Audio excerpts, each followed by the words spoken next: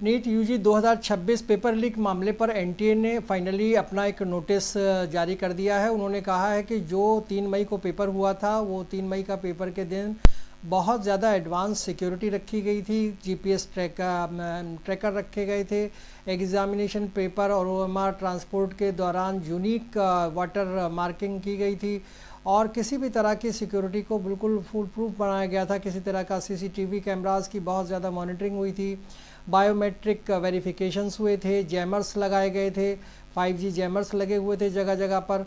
और अगर डिज़ाइन और सिक्योरिटी की बात करें तो बहुत पुख्ता सिक्योरिटी के बीच ये नीट यूजी 2026 का एग्ज़ाम 3 मई को हुआ था। लेकिन इसके बावजूद भी अगर ये पेपर आउट हुआ है या फिर ये कहें कि पेपर लीक हुआ है, तो इस पेपर लीक होने में कहीं ना कहीं 4 दिन के बाद ये एनटीए को जब ये सूचना मिली थी, कुछ स्टूडेंट्स ने एनटीए को मेल किया था और डीजीपी को भी मेल किया था, तो उसके बाद एनटीए हरकत में आया और उसने फिर उस डीजीपी भी को भी ने भी एक्शन लिया और उसके बाद ये जो मेल रिसीव होने के बाद उन्होंने इन्वेस्टिगेशन के आदेश दिए। और जब इन्वेस्टिगेशन हुई तो करीब 8 मई को जो सेंट्रल एजेंसीज़ थी उनको ये इन्फॉर्म कर दिया गया था कि कुछ इस तरह की चीज़ें हुई हैं, माल प्रैक्टिस हुआ है, तो इसको चेक करने के लिए कहा गया। तो जहाँ पर जो जब ये इन्वेस्टिगेशन शुरू हुआ है तो एसएसजी के हाथ में ये इन्वेस्टिगेशन चला गया है। इन्वेस्टिगेशन इस पर पड़ताल कर रही है, जांच कर रही है अपनी, और अभी तक भी कुछ ऐसा क्लियर नहीं कहा जा सकता कि क्या एग्जैक्टली हुआ है।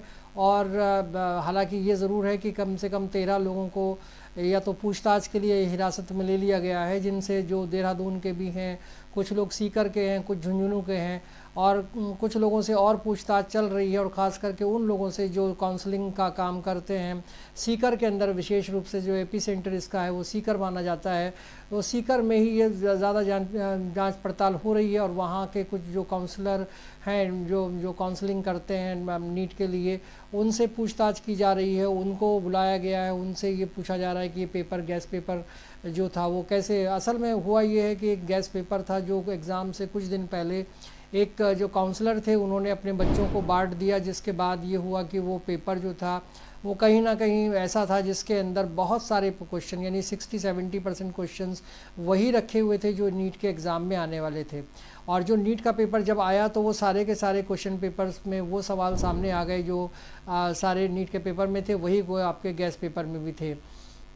तो अब ये हो रहा है कि जो एनटीए है वो फुल सपोर्ट कर रही है एजेंसीज़ को कि इस बारे में पूरी इन्वेस्टिगेशन की जाए और ये पता लगाया जाए कि क्या किस तरह से ये चीज़ हुई है।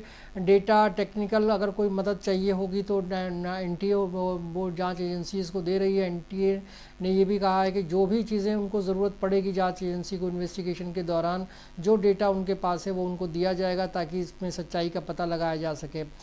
हालांकि एनटीए ये मान रहा है कि ये चीज़ कहीं ना कहीं हुआ है, और अगर ये हुआ है तो ये एक गलत चीज़ है। और ये जो एस्पिरेंट्स हैं, जो जिन बच्चों ने एग्ज़ाम दिया है, वो बड़ी मेहनत करते हैं और मेहनत जो है वो उनकी बेकार नहीं जाने दी जाएगी। वो जितने भी उन्होंने जो कोशिश उन्होंने की है, जितनी मेहनत के साथ वो पढ़े हैं, जितनी मेहनत के साथ एग्ज़ाम दिया है, उस पूरी मेहनत का ध्यान रखा जाएगा। अब री एग्ज़ाम होगा, कैंसिल एग्ज़ाम होगा या नहीं होगा या क्या होगा, ये अभी कुछ नहीं कहा जा सकता, क्योंकि इन्वेस्टिगेशन होगी। इन्वेस्टिगेशन के बाद मिनिस्ट्री ऑफ एजुकेशन के बाद कंसल्टेशन होगी, उनसे डिस्कशन होगा और उसके बाद इस पर कोई फाइनल डिसीज़न होगा।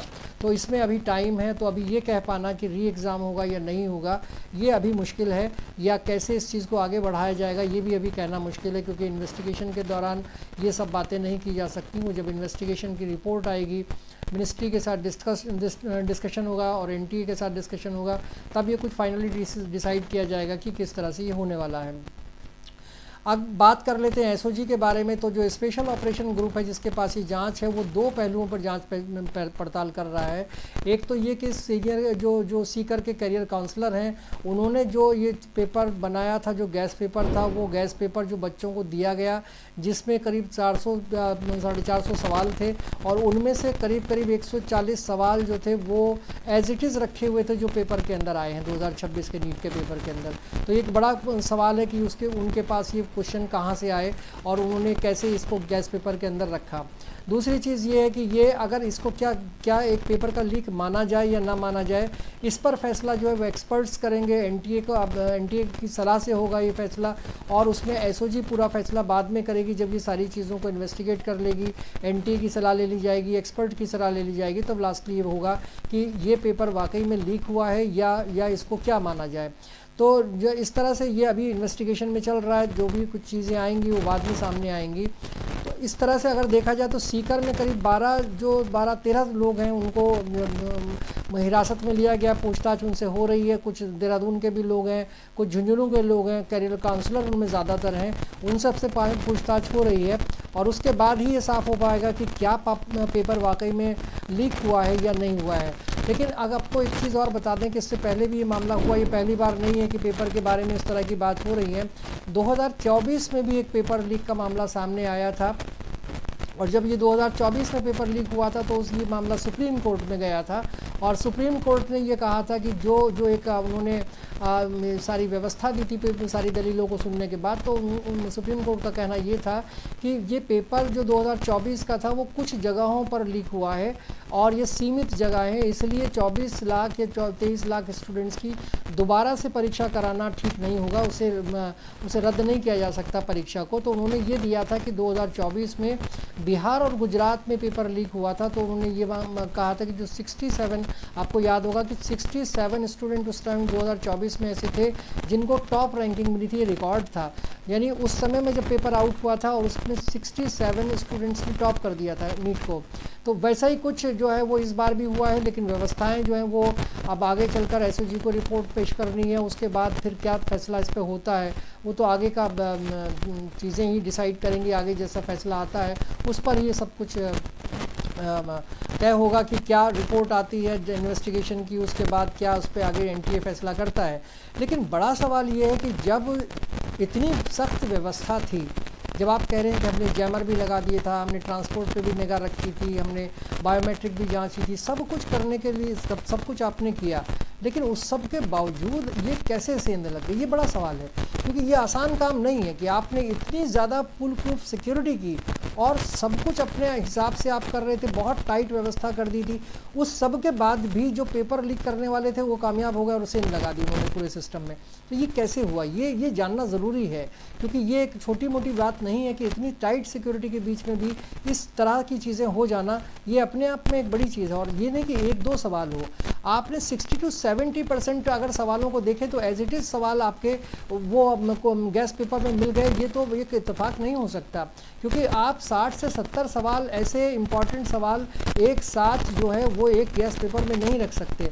ऐसा मुझे लगता नहीं कि इस तरह की चीज़ें एकदम से अनजाने में हो जाती होंगी। ऐसा गैस पेपर में सारे वही क्वेश्चन पेपर आ जाएं जो क्वेश्चन पेपर में रखे हुए हैं, ये ज़रा संभव नहीं है। लेकिन ये इन्वेस्टिगेशन का विषय है कि ऐसा कैसे हुआ। अब सवाल ये है कि पेपर लीक हुआ था या नहीं हुआ था, ये इन्वेस्टिगेशन चल रही है, ये उसी से पता लगेगा कि हुआ या नहीं हुआ। लेकिन गैस पेपर में ये सवाल थे, ये बात बिल्कुल सही है और सबको पता है, क्योंकि इसका प्रूफ अब जो है पुलिस के पास है और एनटीए के पास भी इसका प्रूफ है कि ऐसा था कि गैस पेपर में करीब 140 सवाल वो थे जो एनटीए के पेपर में रखे हुए थे।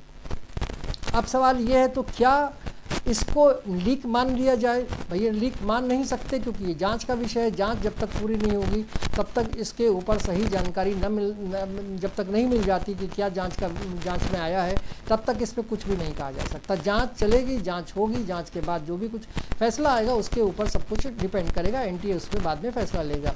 जिन बच्चों का पेपर पहुंचा वो रैंकर में या थे या क्वालिफायर थे, ये एक सवाल यहाँ पे है जो इस सबसे हटके है। असल में होता क्या है कि जो ये पेपर को लीक कराया जाता है, आम तौर पे जब पेपर आसान आया है तब तक वो पेपर जो है कई बार ऐसा देखा गया है कि लीक हो जाता है।